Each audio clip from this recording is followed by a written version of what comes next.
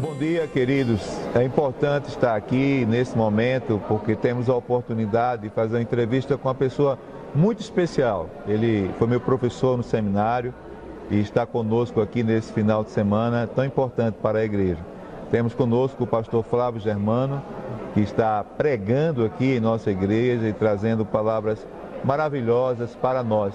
E nós só podemos agradecer em primeiro lugar a Deus e em segundo lugar a Ele, por ter disponibilizado tempo para estar conosco aqui. O pastor Flávio Germano, ele é professor e pastor e também profissional da área de direito e está conosco aqui, né, trazendo palavras tão maravilhosas para nós e nos abençoando tanto.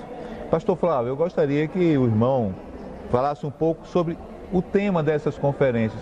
O que é que o irmão achou desse tema? Foi bem escolhido?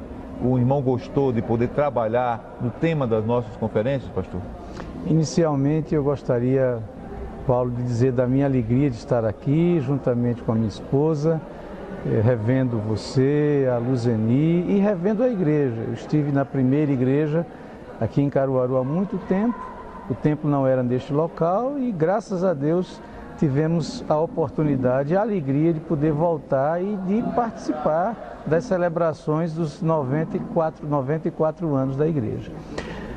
Quanto ao tema, sem dúvida nenhuma, ele não só foi muito bem colocado, tendo em vista as celebrações, mas ele é oportuno e deve ser objeto de consideração de qualquer igreja do Senhor nos dias de hoje.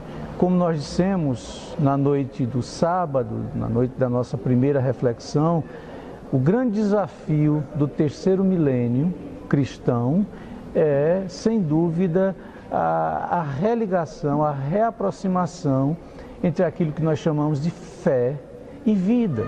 Ou seja, esse é o grande desafio que Deus coloca diante de nós nos tempos de hoje. É o de que a vida cotidiana dos que se dizem cristãos seja de fato expressão concreta de sua fé. Portanto, a pergunta de Jesus aos discípulos, que está lá em João capítulo 6, a partir do verso 66, depois de uma mensagem dura, não querem vocês também ir embora? Ela requer, ela enseja de fato uma afirmação, uma reafirmação de um compromisso que não pode ser expresso apenas em palavras, mas que há de se traduzir, de ser comunicado cada dia, concretamente, com a vida, com os gestos, como vimos. De maneira que o tema foi muito apropriado, nós ainda vamos continuar falando sobre ele hoje à noite e sem dúvida, repito, não apropriado apenas para esta igreja, mas é um tema que deve estar na ordem do dia, é um texto que deve estar na ordem do dia das igrejas do Senhor de um modo geral. Amém. O irmão falou ontem à noite, até voltando aqui no que o irmão acabou de falar agora, nessa questão que é a grande obrigação da igreja do terceiro milênio, juntar não apenas palavras, mas ações. Perfeito. Não apenas falar do Senhor, mas viver o Senhor. Perfeito. Não apenas adorar com palavras, mas adorar com vida, com atitude, né? Eu queria que o irmão falasse um pouco mais sobre isso, porque nós temos muitas pessoas que não estavam aqui no nosso culto ontem à noite, que poderão ouvir através do irmão novamente um pouco do que o irmão falou ontem, que foi uma bênção para todos nós. Eu mesmo saí muito abençoado daqui, a minha esposa também, a minha família que aqui estava, e eu gostaria que você lembrasse alguns tópicos, alguns pontos da reflexão que o irmão, se o irmão puder lembrar, né? Bom, na noite de ontem nós dissemos que o que Deus espera de sua igreja hoje é que ela seja marcada por palavras e gestos que façam a diferença. E nós então pensamos em dois textos da Escritura. No primeiro deles, nós temos a resposta de Pedro à pergunta de Jesus, quando Jesus diz, e já o disse aqui, pergunta a Pedro, ao grupo, na verdade, apostólico, se não queriam também deixá-lo, não é? E essa foi a primeira questão que nós ponderamos. Ontem à noite nós dissemos que a resposta de Pedro, quando Pedro diz assim, para quem iremos nós? nós temos crido e conhecido que tu tens as palavras de vida eterna e que és o Santo de Deus. Nós dissemos ontem que a resposta de Pedro, composta de duas partes, uma pergunta e uma afirmação, ela de fato nos comunica algumas verdades muito valiosas. A primeira é de que Jesus também requer respostas de nós, não é? Jesus nos pergunta também, continua a perguntar-nos hoje através do seu Espírito. E a resposta que ele espera de nós, ela deve ser, como a de Pedro, uma resposta consciente, uma resposta baseada na experiência, como dissemos, e também uma resposta, além de consciente, além de baseada na experiência, uma resposta expressiva de compromisso. Quando Pedro diz, para quem iremos nós? Pedro está dizendo, nós temos consciência de que o Senhor tem as palavras de vida. Não há para onde ir, não há um outro para quem. Uma resposta consciente. A resposta baseada na experiência. Nós temos crido e conhecido que tu és o Cristo. Até na língua original, no Novo Testamento grego, as expressões aparecem aí num tempo que a gente chama de perfeito intensivo. É como se Pedro tivesse dito, nós temos crido firmemente e sabemos convictamente que o Senhor é o Cristo, que o Senhor tem as palavras de vida eterna. Então a resposta que Pedro dá é baseada na experiência. E é essa resposta que Jesus espera de nós, que seja baseada na nossa experiência pessoal com Ele. Em terceiro lugar, é uma resposta que expressa compromisso. Quando Pedro diz para quem iremos nós, a expressão para quem, também na língua do Novo Testamento, no grego, poderia sugerir uma outra pergunta, com quem iremos nós? Então ela expressa só o desafio da gente decidir não só para onde ou para quem vai, mas com quem a gente vai ficar. E o que Jesus espera é que a gente vá para Ele e permaneça com Ele. Amém. Portanto, nós ontem realçamos que Deus espera e pede de nós respostas conscientes, baseadas na experiência, mas também respostas que expressem compromisso. Agora, além disso, espera de nós gestos, porque o cristianismo não é feito só de palavras, ele requer compromissos manifestos concretamente. Foi aí então que nós recorremos a Mateus 26, aquele episódio em que uma mulher entra na casa de Simão, onde Jesus estava, e derrama sobre Jesus um vaso de perfume. E silenciosamente, o texto não faz alusão a qualquer palavra proferida por aquela mulher. Com aquele gesto que tem tantas significações, verdade, aquela mulher estava dizendo, dentre tantas outras coisas, que ela reconhecia em Jesus aquele que teria a primazia na história da vida dela. Ela abre mão ali, se desfaz de um bem de valor, como nós realçamos na noite de ontem. Ela quebra inclusive o vaso de perfume, né? Os vasos de perfume naquela época eram conduzidos pelas mulheres, tinham um gargalo comprido, e ela, ao quebrá-lo, ela quis dizer duas coisas. Primeiro, ela queria de algum modo realçar que o seu gesto era um gesto, eu diria, de extravagância amorosa, de afeição. O amor é extravagante, no bom sentido. Então ela queria que o perfume fosse profusamente derramado sobre o Cristo, mas também ela queria dizer, olha, esse vaso de perfume não será usado de outra forma nem outra vez, porque Jesus é singular, não é? Então aquela mulher, com esse gesto, quis de algum modo realçar que aquele era um momento inigualável, marcante, decisivo na vida dela. E fazendo assim, ela fez daquele momento um momento muito especial na vida de Jesus.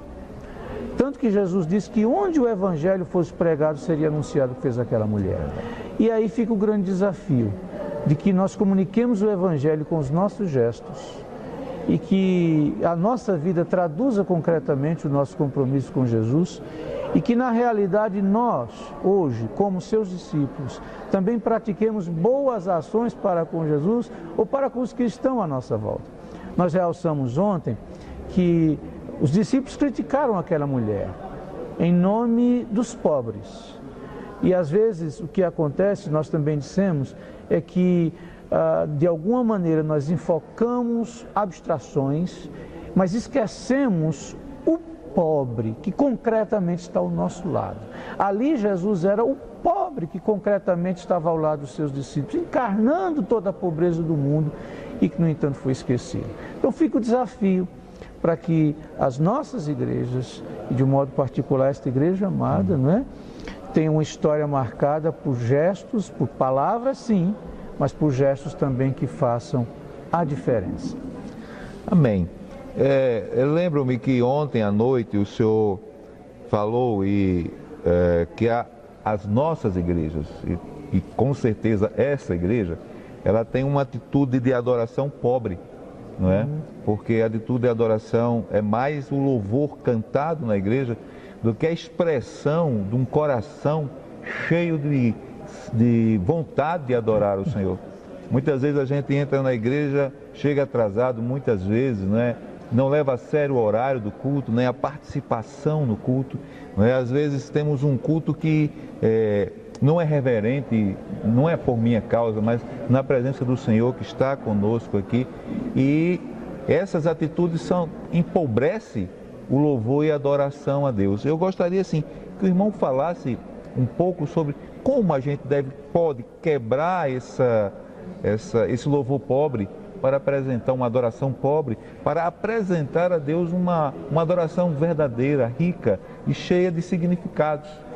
Eu gostaria que o irmão pudesse, assim, nos sugerir para nós o que nós podemos fazer nessa perspectiva, pastor Flávio. A vida cristã, na verdade, ela não é marcada por práticas religiosas puramente. Um autor que lia recentemente dizia que nós precisamos de mais escolhas de vida e menos práticas religiosas ou piedosas. As práticas religiosas, elas têm significado, mas elas são, eu diria, devem ser expressão de realidades interiores. Então, o que Deus efetivamente espera de nós não são meras exterioridades, mas que aquilo que nós de algum modo manifestemos com a nossa voz ou mesmo com os nossos atos sejam expressão de um compromisso interior. O que nós hoje, eu diria, o desafio para a igreja, qualquer igreja hoje, de fato, submeter, afinar, sintonizar com a vontade do Cristo, aquilo que chama de dialética interior-exterior, não é? Que o nosso exterior seja a expressão de um movimento interior. Por exemplo, que a festa de um culto seja a expressão da festa do coração. Não simplesmente uma exterioridade que não corresponda àquilo que efetivamente ocorre na nossa vida, na nossa intimidade, na nossa interioridade. Lembro-me, por exemplo, como profetas como Isaías, como Amós, e Tiago fez isso, denunciaram de alguma maneira aquele cristianismo meramente superficial, não é? Que muitas vezes se baseia numa adesão a determinado acervo doutrinário, mas que não traduz de fato mudança na vida. Costumo até às vezes dizer que Deus não quer, o propósito de Deus, o projeto de salvação de Deus não é simplesmente melhorar-nos a vida, não é simplesmente a mudança de vida, é a mudança na vida, não é? Ou seja, o que quero de fato dizer é que às vezes as pessoas se aproximam, inclusive do Evangelho, de alguma maneira imaginando ou pensando em obter benefícios. Mas de fato o que Deus quer é transformar a vida daqueles que a Ele se achegam através de Jesus. Portanto, qual seria a forma de fazer com que a nossa adoração fosse genuína? Lembremos da palavra do apóstolo Paulo, né? Lá em Romanos 12, que a nossa mente seja transformada, que não nos conformemos, não tomemos a forma deste mundo, e que os nossos corpos, quer dizer, que a nossa vida na sua expressão mais concreta, seja expressão de um sacrifício vivo, santo e agradável a Deus. É só assim que a gente vai experimentar, como diz o próprio apóstolo Paulo, a perfeita vontade do Senhor. Amém. Pastor, nós percebemos que eu, principalmente, quando eu saio daqui e revejo colegas, com muita alegria, por amá-los também, a primeira pergunta é a seguinte: quantos membros tem a sua igreja? Né? Eles não perguntam qual é a qualidade dos membros da sua igreja. Né? Eu estava em Petrolina há 5 anos atrás e a igreja era um pouco maior que essa, e as pessoas faziam as mesmas perguntas sempre quando me encontravam. E eu, assim, penso um pouco diferente. Talvez o irmão pense igual a mim, que a gente precisa ter uma igreja que tenha mais conteúdo do que número. Porque a igreja evangélica no Brasil, ela é contada por números, né? E chega quantos batistas tem no Brasil, quantos presbiterianos, então assim, as igrejas são contadas por número e não pela qualidade de vida dos crentes da igreja, né? Eu realmente fico assim, até entristecido quando eu ouço esse tipo de pergunta, né? Eu gostaria que o irmão falasse sobre isso, o que o irmão acha dessa questão de numerologia, né? Eu prefiro se a pergunta fosse: como é a qualidade dos irmãos da sua igreja? Infelizmente, eu diria, as pessoas hoje estão muito preocupadas com aquilo que habitualmente se refere ou se chama de sucesso. E a preocupação com o sucesso, ela tem sido espraiada, transferida do âmbito empresarial, profissional, também para o âmbito eclesial. E não somente isso, além desse inconveniente, ou além disso, eu diria, o pior é erigir, estabelecer um critério de aferição de sucesso que não é bíblico. Se nós formos considerar, por exemplo, o ministério de Jesus, enquanto ele esteve na terra entre nós, continua, claro, conosco, claro. Mas enquanto esteve no seu ministério terreno, mais propriamente, do ponto de vista numérico, do ponto de vista estratégico, do ponto de vista estatístico, obviamente nós não poderíamos dizer por padrões empresariais que o ministério de Jesus foi um sucesso. De jeito nenhum. Nós temos refletido durante esses dias, a partir de João capítulo 6, em que muitos deixam Jesus. Então, se formos aplicar o critério estatístico, talvez disséssemos que o ministério de Jesus não foi bem sucedido, o ministério terreno, mas esse não é o critério, obviamente, né? As igrejas precisam perceber que o critério de Deus para a aferição de um ministério não é o critério estatístico, não é o critério do número, por exemplo, de membros, não é de sua igreja ou coisa que o vale.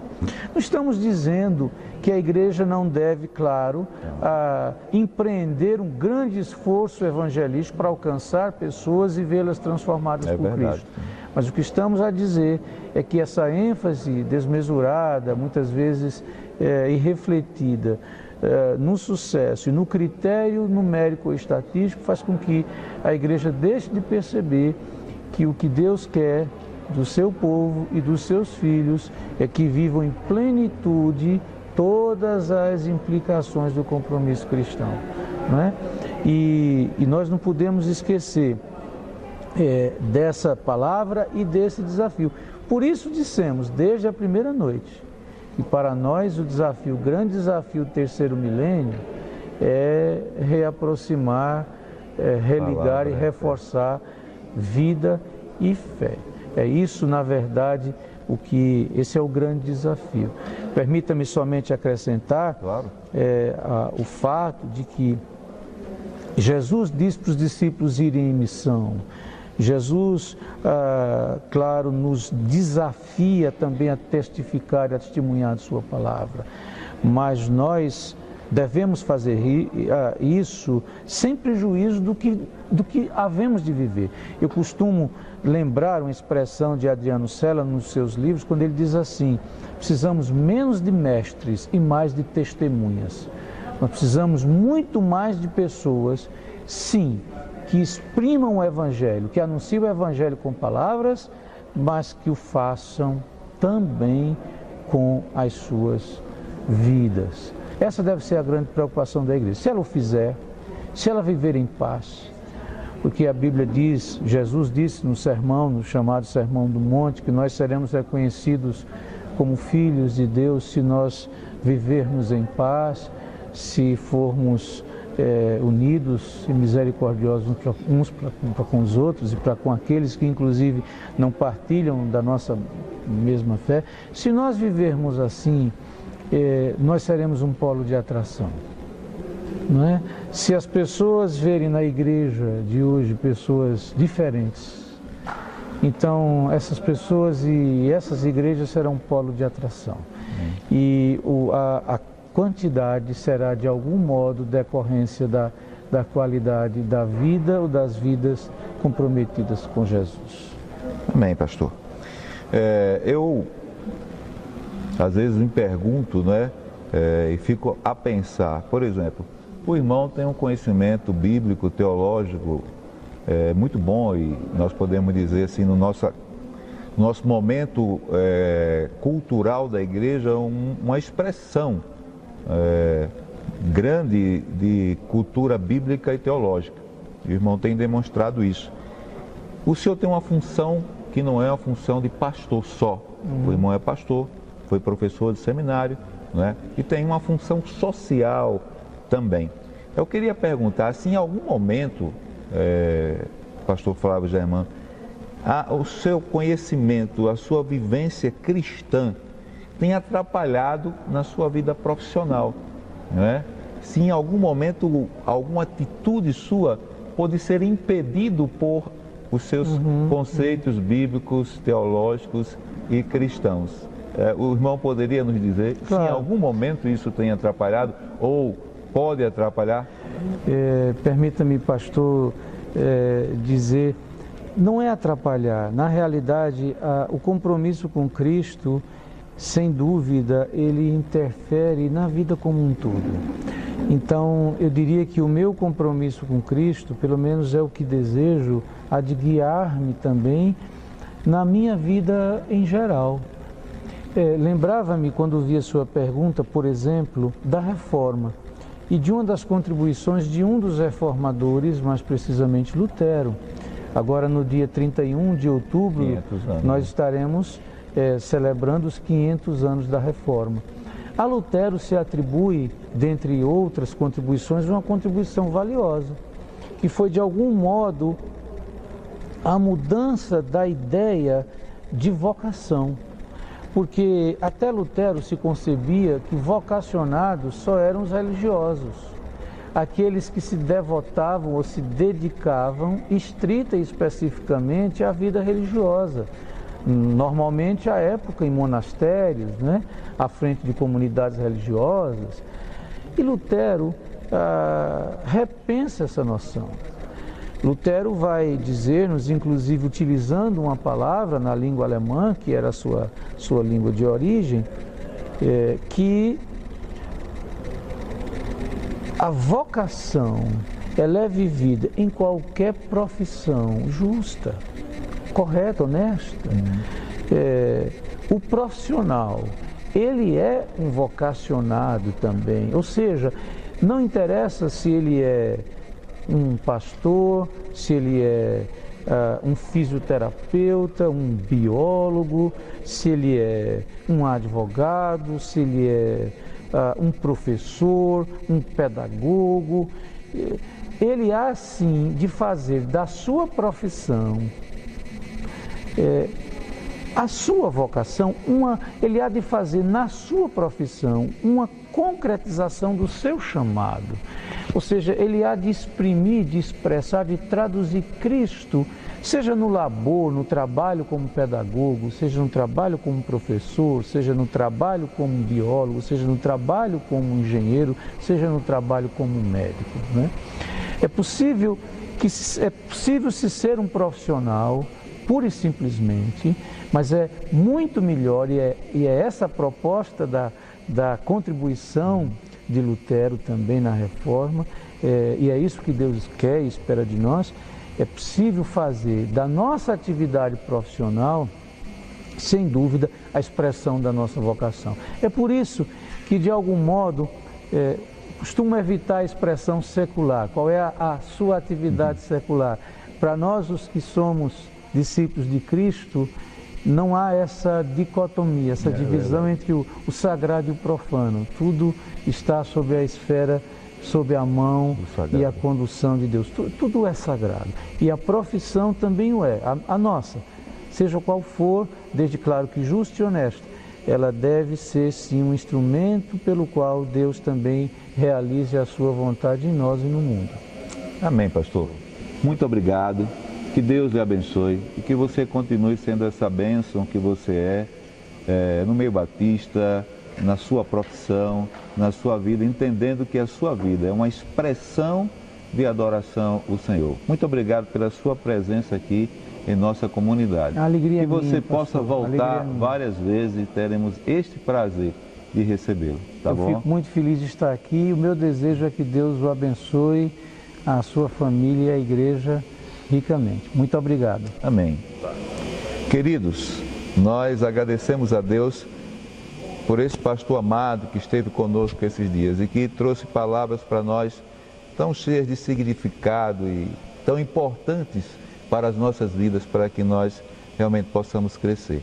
Nós agradecemos a Ele e pedimos a Deus que Deus nos guie, a nossa igreja, dentro dessa perspectiva, que você não precisa ser pastor para ser vocacionado, nem precisa ser professor ou engenheiro ou qualquer outra coisa. Você é servo do Senhor. E cada cristão é um missionário, é um pastor, é alguém que serve a Deus aonde quer que trabalhe. Que Deus abençoe a sua vida e que você seja, onde você estiver, uma bênção para o Senhor.